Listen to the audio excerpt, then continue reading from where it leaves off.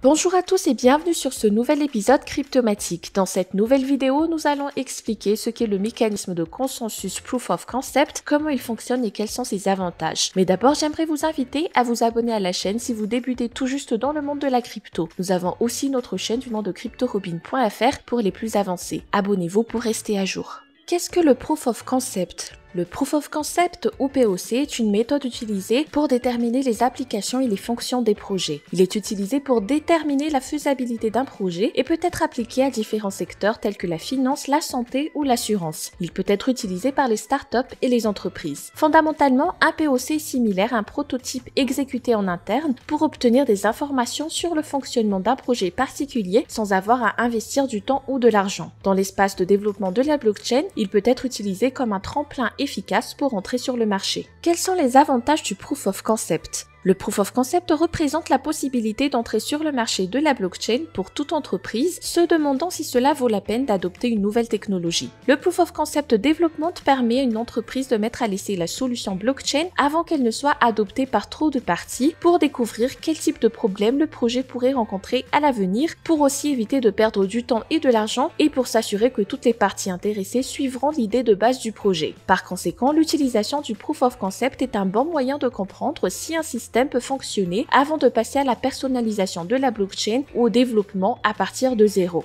Qui utilise habituellement le Proof of Concept ? Il existe différentes catégories de sujets qui sont généralement basés sur le Proof of Concept et parmi celles-ci on peut citer les startups qui souhaitent entrer sur le marché de la blockchain mais leur budget est limité. Deuxièmement, nous avons des entités qui veulent montrer leur idée de décentralisation aux investisseurs ou aux early adopters. Une autre catégorie est constituée de ceux qui souhaitent bénéficier de l'applicabilité de la technologie blockchain afin de rendre les processus de leur business plus efficaces. Les cas d'utilisation de la mise en œuvre de la blockchain se concentrent sur l'automatisation des transactions et la simplification des processus en s'assurant que tous les intermédiaires et actions répétitives sont supprimés. À long terme, la blockchain Proof of Concept créée doit apporter plus de valeur aux clients. Des réseaux de tests sont disponibles pour la plupart des blockchains d'entreprises tels que Ropsten pour Ethereum. Pourquoi est-il utilisé ? Le Proof of Concept s'est avéré très utile lorsqu'on parle d'une entreprise qui requiert une source unique de données, une entreprise indépendante de toute partie prenante. Le Proof of Concept parvient à garder le journal des transactions intact. Cela s'avère également très utile lorsque les données doivent être facilement accessibles à tous les tiers de confiance via des connexions cryptées sécurisées.